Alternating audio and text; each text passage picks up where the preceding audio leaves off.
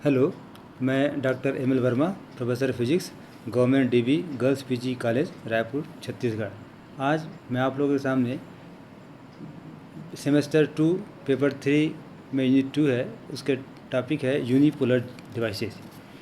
Unipolar devices में हम लोग पढ़ेंगे एफईटी। उसके बाद देखते हैं कि हम लोग बीजेटी पढ़े हैं। बीजेटी में क्या होता है? Current flow in a junction transistor due to flow of both the electrons and hole. Bipolar junction transistor होता है, उसमें इलेक्ट्रॉन और होल दोनों के कारण से ट्रांजिस्टर में करंट फ्लो होता है। लेकिन उसमें क्या है, दो प्रकार के उसमें ड्रॉबैक था। पहला ड्रॉबैक था कि कॉमन एमिटर जंक्शन में क्या होता है कि उसका जो इंटरनल रेजिस्टेंस बहुत लो होता है।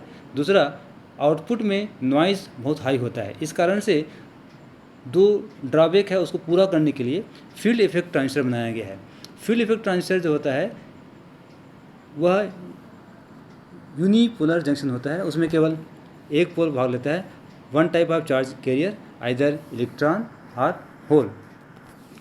इसमें क्या होता है कि फील्ड इफेक्ट ट्रांजिस्टर जो है एक ऐसा डिवाइस है जिसमें करंट, आउटपुट करंट जो है वह इलेक्ट्रिक फील्ड पर डिपेंड करता है, इलेक्ट्रिक फील्ड द्वारा कंट्रोल किया जाता है। इसमें केवल एक ही प्रकार के चार्ज होते हैं, आइदर इलेक्ट्रॉन और होल।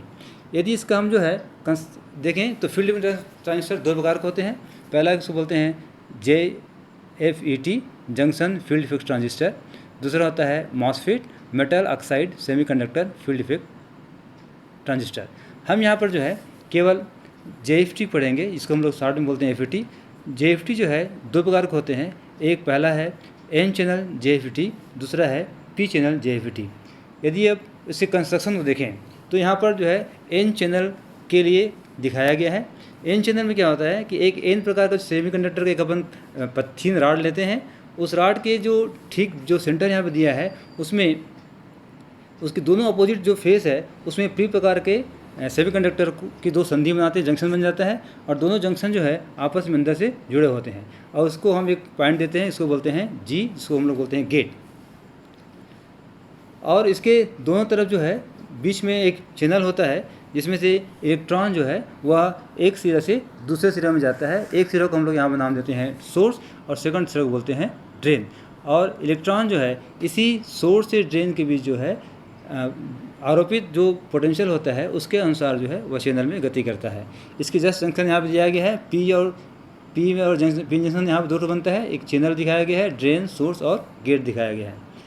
यदि इसका जो है पी टाइप भी देखें तो पी टाइप में जस्ट उसका अपोजिट हो जाएगा, यहाँ पर जहाँ पर एन था वहाँ पर पी हो जाएगा और जहाँ पर पी था वहाँ पर एन हो जाएगा। तो इस प्रकार से ये पी टाइप जो है JFET है।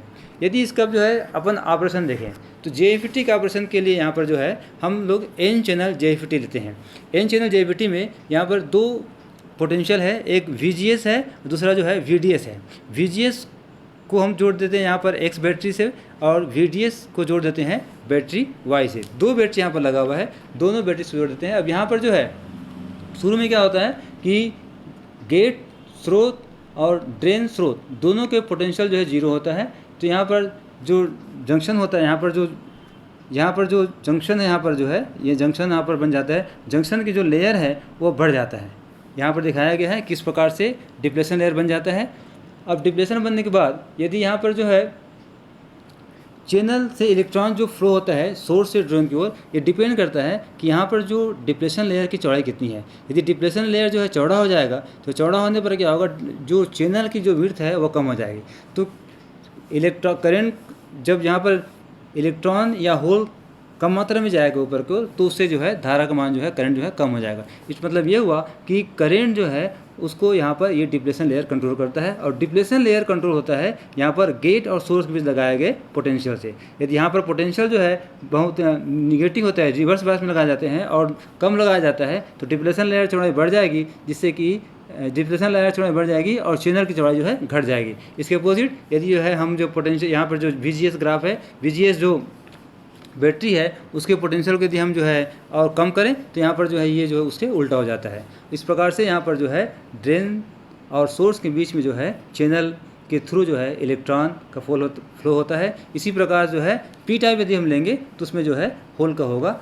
अब इसके यदि अपन कैरेक्टरिस्टिक कर्व देखें या वोल्टेज एम्पियर कर्व देखें तो बेसिकली दो प्रकार के कर्व होते हैं। एक होता है आउटपुट कैरेक्टरिस्टिक कर्व, दूसरा होता है ट्रांसफ़र कर्व होता है। तो कर्व खींचने के लिए पहले अपन एक सर्किट डायग्राम बनाते हैं। सर्किट डायग्राम में एक बैटरी B1 है, बैटरी B1 और रियोस्टेट RH1 है, दोनों जो है एक पोटेंशियल डिवाइडर काम करता है। और पोटेंशियल डिवाइडर हम लोग आते हैं यहाँ पर गेट और सोर्स के बीच में, और इसके थ्रू यहाँ पर पोटेंशियल जो है उसको नापने के लिए V1 यहाँ पर वोल्ट मीटर रखा हुआ है। और दूसरा जो है B2 और RH2 यहाँ भी पोटेंशियल डिवाइडर बनता है, जो कि ड्रेन और सोर्स के बीच में होता है। यहाँ पर इसके पोटेंशियल नापने के लिए यहाँ पर V2 होता है वोल्ट मीटर, और यहाँ पर जो ड्रेन करंट है उसको नापने के लिए यहाँ पर जो है एक मिली एमीटर होता है, जो कि यहाँ पे सर्किट में आउटपुट में रखा हुआ है। इसके यदि अपन ग्राफ देखें तो ये जो ग्राफ है वो बेसिकली आउटपुट कर्व जो है बेसिकली 3 पार्ट में है। पहला जो है लीनियर रीजन कहलाता है, दूसरा जो है सैचुरेटेड रीजन कहलाता है, तीसरा जो है ब्रेकडाउन रीजन कहलाता है। यदि लीनियर रीजन देखें, आउटपुट जो कर्व है वह कांस्टेंट VGS के लिए VDS और ID के बीच ग्राफ खींचा गया है। तो ये जो कर्व है इसमें VDS इन वोल्ट और ID इन मिली एम्पियर में लिया गया है, और डिफरेंट VGS के लिए VGS के मान 0, 1 वोल्ट, 2 वोल्ट, 3 वोल्ट, 4 वोल्ट इस प्रकार से लिया गया है। अब यहाँ पर देखें तो जो पहला पार्ट जो है वह लीनियर पार्ट है। लीनियर पार्ट में क्या होता है कि VDS के मान जब बहुत कम होता है उस समय जो ड्रेन सोर्स वोल्टेज जो है वह ड्रेन करंट के समानुपाती होता है। इस means ID proportional to VDS के। तो यहाँ पर जो पहला जो पार्ट है वह लीनियर है, इस मीन्स वो इसको हम लोग ओमी पार्ट ही बोल सकते हैं। दूसरा पार्ट जो है वह सैचुरेशन रीजन है। इस रीजन में क्या होता है कि जैसे हम यहाँ पर देखें तो ड्रेन करंट का मान शुरू में जब VDS कम रहता है धीरे धीरे बढ़ता है, लीनियर बढ़ता है, उसके बाद VDS के एक सर्टेन वैल्यू पर ID का मान जो है वह कांस्टेंट हो जाता है, और उस वैल्यू का नाम दिया गया है VP। तो VDS का जो वैल्यू VP है उस VP को बोलते हैं पिंच ऑफ वोल्टेज, और जो पोजीशन है उसको बोलते हैं चैनल की जो पोजीशन उसको बोलते हैं पिंच ऑफ पोजीशन। इस प्रकार यदि हम VP के आगे जाएं तो VP आगे जाने पर जो है ID का वैल्यू जो है वह कांस्टेंट रहता है। उसके आगे और जाएं तो तीसरा रीजन आता है, उसको बोलते हैं हम लोग ब्रेकडाउन रीजन। इस रीजन में क्या होता है, यदि हम VDS मान के थोड़ा और बढ़ाएं, VDS मान के और बढ़ाने पर देखते हैं कि ये ग्राफ में देखते हैं कि ID जो है एकदम तेज़ी से बढ़ने लग जाती है। जब VDS काफ़ी अधिक हो जाता है तो VDS मान और अधिक बढ़ाएं तो बढ़ाने पर क्या होता है, जंक्शन जो है ब्रेकडाउन हो जाता है। जंक्शन के ब्रेकडाउन होने के कारण से ड्रेन करंट एकदम से बढ़ जाती है। यहाँ पर हम देखें तो डिफरेंट VGS के डिफरेंट जो ग्राफ है उसके लिए ब्रेकडाउन वोल्टेज जो अलग अलग है। VGS 0 के लिए एकदम एक्सट्रीम राइट है, उसके बाद 1 वोल्ट के लिए उसके पहले लेफ्ट में, इस प्रकार देखें तो 4 वोल्ट के लिए क्या है एकदम से राइट लेफ्ट में है।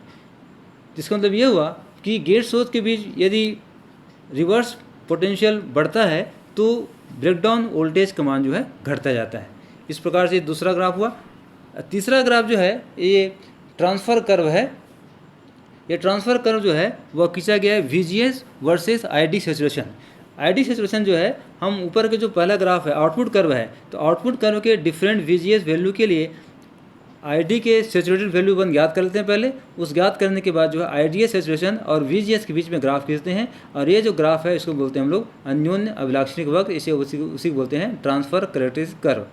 इस कर्व में हम देखें तो VGS को जैसे हम बढ़ाते हैं -1, -2, माइनस इस पर जाते हैं, तो VGS को यदि हम इधर बढ़ाने पर देखते हैं कि ID सैचुरेशन का मान जो है धीरे धीरे जो है घटने लगता है, और एक सर्टेन वैल्यू पर उसका मान जो है 0 हो जाता है। और जिस पोटेंशियल पर ये 0 होता है उस पोटेंशियल को बोलते हैं VGF off, gate source pinch off voltage या कट ऑफ वोल्टेज बोलते हैं।